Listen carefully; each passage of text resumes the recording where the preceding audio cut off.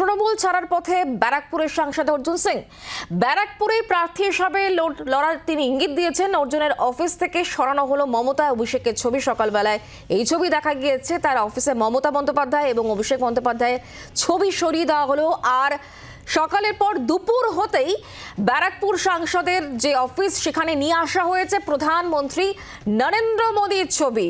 এখন প্রশ্ন হচ্ছে, কোন দলের প্রতীকে ব্যারাকপুরের প্রার্থী হতে চলেছেন অর্জুন সিং? যদি অর্জুন সিং তিনি এই বিষয়ে কোনো রকম খোলসা করেননি। লোকসভায় তৃণমূলের টিকিট না পেয়ে অভিমানী ব্যারাকপুরের সাংসদ তৃণমূলের কাছে আনওয়ান্টেড হয়ে গিয়েছেন, দলে প্রয়োজন ফুরিয়ে গিয়েছে বলে এমনই মন্তব্য করেছেন অভিমানী অর্জুন সিং। যে ছবি দেখতে পাচ্ছেন সকালবেলায়, যেখানে মমতা বন্দ্যোপাধ্যায় অভিষেক বন্দ্যোপাধ্যায়ের ছবি ছিল, সেই ছবি সরিয়ে দেওয়া হলো আর দুপুরে নরেন্দ্র মোদীর ছবি আনা হলো। দুটো ছবি এই মুহূর্তে দেখতে পাচ্ছেন। লোকসভা ভোটে টিকিট না পেয়ে অভিমানী অর্জুন সিং কি করতে চলেছেন, তাহলে এখন তিনি কোন প্রতীকে তিনি লড়বেন, যদিও এই বিষয়ে তিনি কিছু খোলসা করেননি।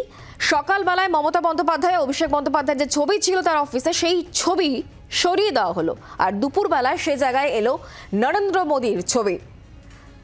আমরা কথা বলবো, বরুণ এই মুহূর্তে আমাদের সঙ্গে রয়েছেন, আমাদের প্রতিনিধি টেলিফোন লাইনে। বরুণ, সকালবেলায় আমরা দেখলাম মমতা বন্দ্যোপাধ্যায় অভিষেক বন্দ্যোপাধ্যায়ের ছবি সরে গেল আর দুপুর হতেই দেখা গেল সেখানে এলো মোদীর ছবি।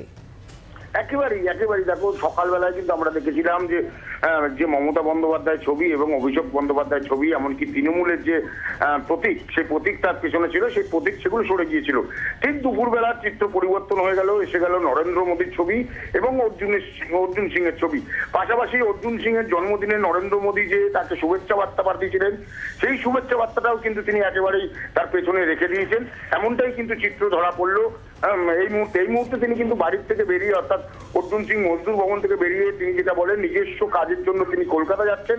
পাশাপাশি তিনি বলেন যে মোদীর ছবি কেন লাগানো হয়েছে, প্রশ্নের উত্তরে তিনি বলেন, মোদী দেশের প্রধানমন্ত্রী, তার ছবি আমি লাগাতেই পারি, কারণ মোদী এই মুহূর্তে দেশের প্রধানমন্ত্রী, তাই তার ছবি লাগানো হয়েছে। এটা নিয়ে কোনো অন্য কিছু ভাবা বা অন্য কিছু চিন্তা করার প্রয়োজন নেই।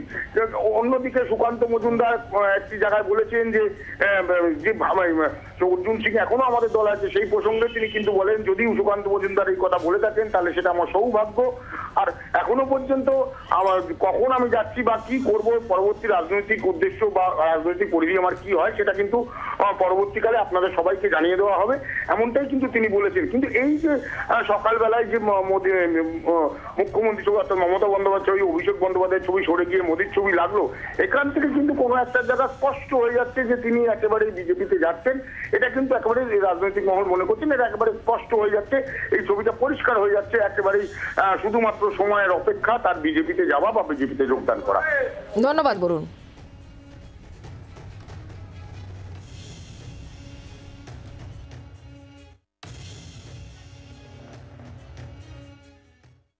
কোনো লড়াই এমনও হয় যে লড়াইতে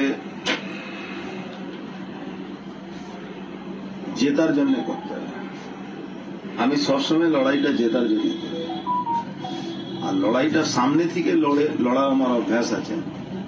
আমি পিছন থেকে আপনাকে ডেকে বসিয়ে খাইয়ে তারপরে আপনাকে ঘুমের ওষুধ দিয়ে আপনার গলা টিপে দেবো, এই লড়াই আমি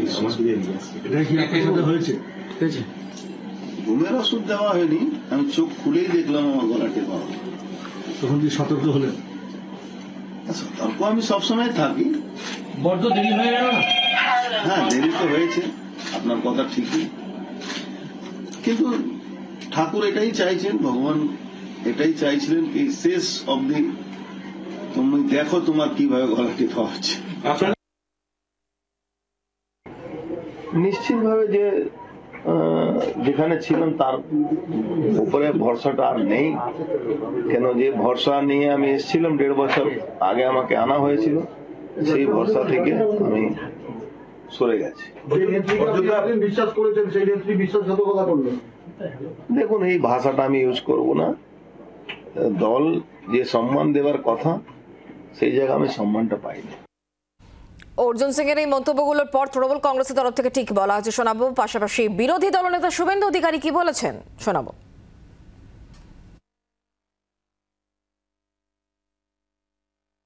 বিজেপি থেকে ফিরেই বা এলেন কেন? কেন, আবার এখনই বা যাচ্ছেন কেন, এই বিষয়ে অর্জুন সিং ভালো বলতে পারবেন। মমতা বন্দ্যোপাধ্যায় এবং অভিষেক বন্দ্যোপাধ্যায়ের ছবি ছাড়া অর্জুন সিং এবার লড়ে দেখান। কারণ একটা জিনিস মাথায় রাখবেন, মহাভারতও ছিল, পার্থ যদি সারথি না থাকতো অর্জুন যুদ্ধ জয় করতে পারতো না। এবার স্বয়ং পার্থ দাঁড়িয়েছেন, তার বিরুদ্ধে যদি দাঁড়ান তাহলে কিন্তু যুদ্ধের পরিণতিটা কি হবে সেটা সহজেই অনুমেয়। আমি তো এই বিষয়ে আমরা অপেক্ষা করছি, আমরা আশা রাখছি যে উনি নিশ্চিতভাবে দলের শৃঙ্খলা মেনেই কাজ করবেন। নিশ্চিতভাবে দলের শীর্ষ নেতৃত্ব ওনার সাথে কথা বলেছে, আমরা আশা রাখবো উনি দলের প্রতি আস্থা রাখবেন, মমতা বন্দ্যোপাধ্যায়ের নেতৃত্বে অভিষেক বন্দ্যোপাধ্যায়ের সেনাপতিত্বের প্রতি আস্থা রাখবেন। তারপরে যদি আগামী যে পরিস্থিতি অন্যরকম হয় নিশ্চয়ই আমরাই আপনাদের প্রতিক্রিয়া জানাবো। ভারতীয় জনতা পার্টিতে কাকে নেওয়া হবে কাকে নেওয়া হবে না আমি ওপিনিয়ন সাজেশন দিতে পারি, সিদ্ধান্ত আমি নিই না, এর সিদ্ধান্ত দিল্লি থেকে হয়। এবং আমি আবারও বলছি, দলীয় নেতৃত্ব যে সিদ্ধান্তই নেবেন সেই সিদ্ধান্ত কার্যকর আমাদের মতো লক্ষ লক্ষ কার্যকর্তা করবেন। আমি সেদিনও ওনাকে বলেছিলাম যে ভুল করছেন, যাওয়ার আগে আমার সঙ্গে কথা হয়েছিল। পলিটিক্সে, সমাজে, সংসারে সব জায়গায় হয় অনেক জিনিস হয়। আমাকেও অনেক লোক বলে আপনার আগে ছাড়া উচিত ছিল। আমি আগে ছাড়লে সিপিএম এসে যেত। সিপিএমও কম ক্ষতিকারক জিনিস নয়, লক্ষণ সেটের রাজত্ব হতো। সেই জন্যই অনিচ্ছা সত্ত্বেও মমতার সঙ্গে ছিলাম। আরো খুন হতো নন্দীগ্রামের মতো। বাংলার আওয়াজ, বাঙালির আবেগ, জি 24 ঘন্টা।